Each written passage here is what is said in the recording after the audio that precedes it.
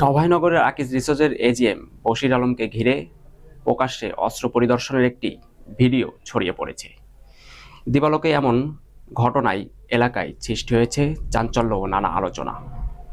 বিস্তারিত জানাচ্ছেন আমাদের প্রতিনিধি তানিশা ইসলাম। দিবালোকে অস্ত্র হাতে যেন এক সিনেমার দৃশ্য।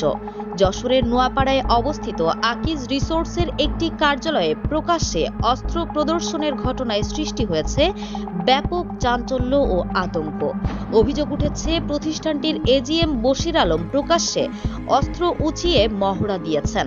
পরে একটি ভিডিও ফুটেজে দেখা যায় বশির আলম আকিজ রিসোর্টসের ব্যবসায়িক কার্যালয়ে প্রবেশ করে একটি বিদেশি পিস্তল উঁচিয়ে ধরেন। পরে সেটিতে ম্যাগাজিন লোড করেন এবং কিছুক্ষণ পর অস্ত্রটি প্যান্টের পেছনে লুকিয়ে রাখেন। দিবালোকে এমন অস্ত্র প্রদর্শনের ঘটনায় উদ্বেগ প্রকাশ করেছেন নোয়াপাড়ার স্থানীয় ব্যবসায়ী ও সচেতন মহল। স্থানীয়দের দাবি, একটি সুনামধন্য প্রতিষ্ঠানের ভেতরে প্রকাশ্যে এভাবে অস্ত্র প্রদর্শন সাধারণ মানুষের মাঝে ভীতি ও অস্বস্তি তৈরি করেছে। অনেকেই বিষয়টি দ্রুত তদন্ত করে প্রয়োজনীয় ব্যবস্থা নেওয়ার দাবি জানিয়েছেন। এদিকে আকিজ রিসোর্টসের জনসংযোগ কর্মকর্তা মাকসুদ আলম জানান, বিষয়টি তাদের নজরে আসার পরপরই বশির আলমকে কারণ দর্শানোর নোটিশ দেওয়া হয়েছে।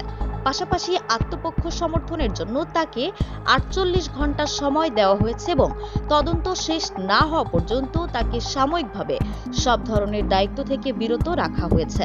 তবে অভিযোগের বিষয়ে জানতে একাধিকবার বশির আলমের মুঠোফোনে যোগাযোগের চেষ্টা করা হলেও তিনি ফোন রিসিভ করেননি।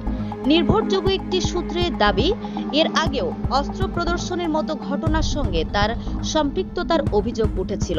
উল্লেখ্য, মরহুম আকিজ উদ্দিনের পুত্র শেখ জসিমউদ্দিন আকিজ রিসোর্টসের ব্যবস্থাপনা পরিচালক। দীর্ঘদিন ধরে প্রতিষ্ঠানটিতে ইনভেন্টরি ম্যানেজার হিসেবে কর্মরত রয়েছেন বশির আলম। এ ঘটনায় নোয়াপাড়া জুড়ে শুরু হয়েছে আলোচনা সমালোচনা। সচেতন মহলের মতে, ব্যক্তিগত এমন কর্মকাণ্ড একটি সুনামধন্য প্রতিষ্ঠানের ভাবমূর্তি ক্ষুণ্ণ করেছে।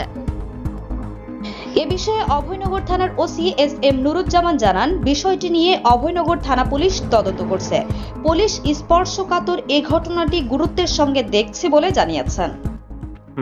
আমরা যোগাযোগ করে এখনো পাইনি তাকে, আর সেই এলাকায় নাই, ঢাকায় আছে।